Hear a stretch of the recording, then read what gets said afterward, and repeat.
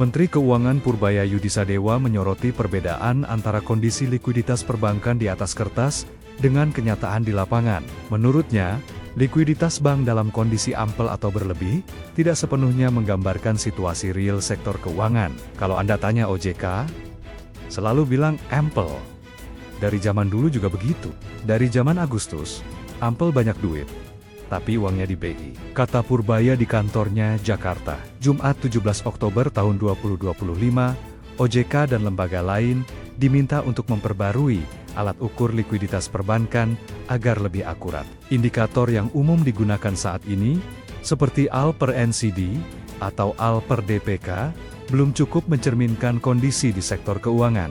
Dulu waktu di KSSK saya selalu bilang, coba deh, alat liquid per NCD, alat liquid per DPK, itu hitungannya bagus semua. Tapi kenyataannya, beda di lapangan. Artinya, alat ukurnya salah, tuturnya. Sementara itu, penempatan dana pemerintah di Bank Pembangunan Daerah, BPD, justru didorong oleh kondisi lapangan yang menunjukkan masih adanya kebutuhan likuiditas di daerah. Dia mencontohkan, Gubernur Jawa Timur Khofifah Indar Parawansa meminta agar pemerintah pusat menempatkan dana di BPD Jawa Timur untuk kemudian disalurkan ke bank-bank lain di wilayah tersebut dengan bunga yang lebih kompetitif.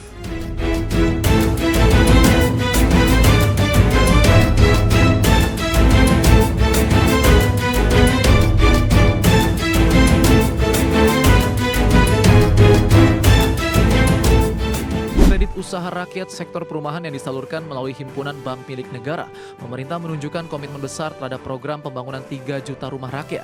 Kementerian Perumahan dan Kawasan Permukiman Indonesia mengungkapkan skema burden sharing Bank Indonesia dan Kementerian Keuangan mencapai 130 triliun rupiah. Perbankan diharapkan mempercepat penyaluran kredit sekaligus meminta para pengembang segera mengakselerasi pembangunan rumah subsidi maupun komersial. Menteri Perumahan dan Kawasan Permukiman Marwarar Sirait mengungkapkan nilai skema burden sharing atau berbagi beban antara Bank Indonesia dan Kementerian Keuangan mencapai 130 triliun rupiah. Menurutnya dengan dukungan dana sebesar itu ditambah kredit usaha rakyat sektor perumahan yang disalurkan melalui Himpunan Bank Milik Negara, pemerintah menunjukkan komitmen besar terhadap program pembangunan 3 juta rumah rakyat. Selain itu, Kemenkeu juga baru saja mengucurkan dana segar 25 triliun kepada PT Bank Tabungan Negara Persero Tbk guna mendorong akselerasi pertumbuhan ekonomi kuartal 4. Kur perumahan yang pertama sepanjang sejarah Indonesia, 130 triliun buat UMKM, buat developer, kontraktor, kemudian juga toko-toko bangunan yang masuk kriteria UMKM, kemudian juga dari bagaimana dukungan dari Bank Indonesia, ada GWM Bank Indonesia dan juga yang burden sharing. Ara berpesan kepada perbankan untuk mempercepat penyaluran kredit sekaligus meminta para pengembang segera mengakselerasi pembangunan rumah subsidi maupun komersial. Tim Liputan IDX Channel.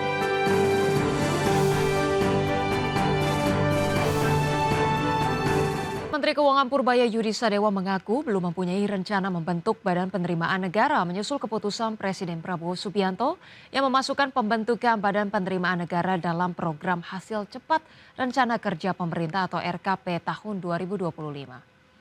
Purbaya menyatakan masih akan memakai instrumen yang ada untuk mendorong penerimaan negara. Menurut Purbaya, jika ekonomi tumbuh lebih cepat, maka penerimaan pajak juga akan terakselerasi. Meski demikian, Purbaya tidak menampik bahwa 10 tahun belakangan rasio pajak terhadap produk domestik bruto stagnan di kisaran 10%.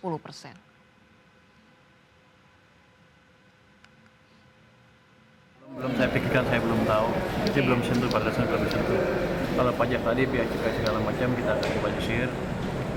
Ada masalah apa di sana kita akan perbaiki. Tapi basically gini, kalau pertumbuhan ekonomi Anda lebih cepat, dan bisa di triwulan keempat dibanding triwulan yang lalu, pajaknya juga akan tumbuh lebih cepat, lebih tinggi, lebih banyak.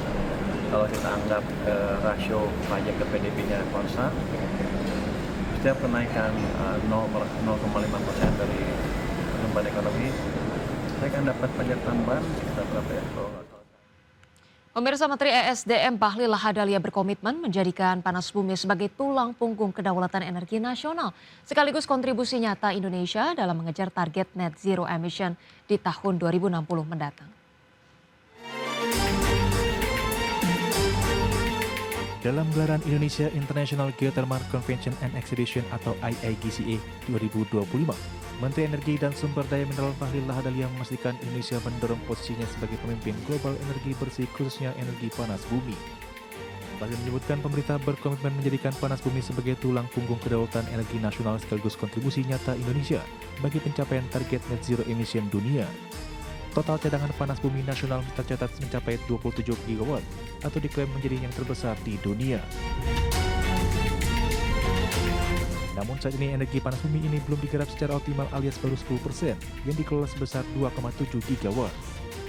Hal ini disebutkan Bahlil lantaran sejumlah faktor, mulai dari kebutuhan modal yang besar, regulasi yang berbelit-belit, hingga tidak ramah terhadap investor termasuk keterbatasan jaringan transmisi listrik. Dan Indonesia mempunyai cadangan yang cukup besar. Terbesar di dunia. Sekitar 27 gigawatt atau 27.000 lebih megawatt. Dan dari sini baru kurang lebih sekitar 10% yang bisa kita kelola. Artinya masih ada 90% potensi ini. Dan ini adalah energi masa depan. Namanya emas uap. Ini emas uap. Dan harganya pun yang pemerintah telah terapkan cukup ekonomis. Dalam Kepmen ESDM untuk tahap pertama 10 tahun pertama 9,5 sen per kWh. Dengan gelaran IIGCA 2025 ini diharapkan adanya kolaborasi semua pihak untuk meningkatkan kapasitas energi panas bumi di tanah air. Ajang ini juga diharapkan menarik investasi dengan potensi transaksi hingga $2 miliar Amerika Serikat serta peluncuran 5 proyek geothermal strategis nasional. Jakarta, Adi Firmansyah, Tim Liputan IDX. Presiden Prabowo Subianto akan menaikkan gaji pejabat tahun ini. Keputusan tersebut terungkap dalam salah satu perubahan dari 8 program hasil terbaik cepat dalam rencana kerja pemerintah tahun 2025. Dalam Perpres tersebut, Presiden juga akan mendirikan Badan Penerimaan Negara serta meningkatkan rasio penerimaan negara terhadap PDB hingga 23%. Presiden Prabowo Subianto akan menaikkan gaji pejabat tahun ini. Keputusan tersebut terungkap dalam salah satu perubahan 8 program hasil terbaik cepat dalam rencana kerja pemerintah tahun 2025. Perubahan ini dituangkan dalam Peraturan Presiden Nomor 79 Tahun 2025 tentang pemutahiran rencana kerja pemerintah tahun 2025 yang berlaku sejak 30 Juni 2025. Dalam beli tersebut, salah satu poin utama yang mengalami perubahan yakni perluasan program kenaikan gaji. Jika sebelumnya dalam aturan lama pada Perpres Nomor 109 Tahun 2024 hanya berlaku untuk aparatur sipil negara seperti guru, dosen, tenaga kesehatan, dan penyuluh. Kini dalam Perpres Nomor 79 Tahun 2025, Prabowo juga menegaskan kenaikan gaji untuk TNI Polri serta pejabat negara. Dalam daftar 8 program hasil terbaik cepat Prabowo di 2025 berdasarkan Perpres Nomor 79 Tahun 2025, Presiden juga akan mendirikan Badan Penerimaan Negara serta meningkatkan rasio penerimaan negara terhadap PDB hingga 23%. Seperti diketahui dalam pidato pengantar rancangan Undang-Undang Anggaran Pendapatan dan Belanja Negara tahun anggaran 2026, beserta nota keuangannya pada tanggal 15 Agustus lalu, Presiden Prabowo Subianto yang tidak menyinggung kenaikan gaji aparatur sipil negara. Kala itu Presiden hanya menyinggung soal gaji guru dan dosen, serta tunjangan profesi guru non-PNS. Dari Jakarta, Tim Liputan IDX Channel. PT PP Persero Tbk semakin dekat menyelesaikan rencana divestasi aset anak usahanya di sektor perkereta-apian, yaitu PT Celebes Railway Indonesia, di mana 3 calon investor telah mengajukan penawaran final, menandai tahap akhir proses divestasi yang diharapkan rampung pada tahun ini. PT PP Persero Tbk semakin dekat menyelesaikan rencana divestasi aset anak usahanya di sektor perkereta-apian, yaitu PT Celebes Railway Indonesia. Persero mengungkapkan proses divestasi sudah masuk tahap evaluasi terhadap 3 final planning offer atau FPO dari calon investor. Pengerucutan private bidder direncanakan selesai pada Oktober 2025. Langkah divestasi ini bagian dari strategi PT PP untuk fokus pada bisnis inti serta mengurangi beban hutang dan biaya bunga perusahaan.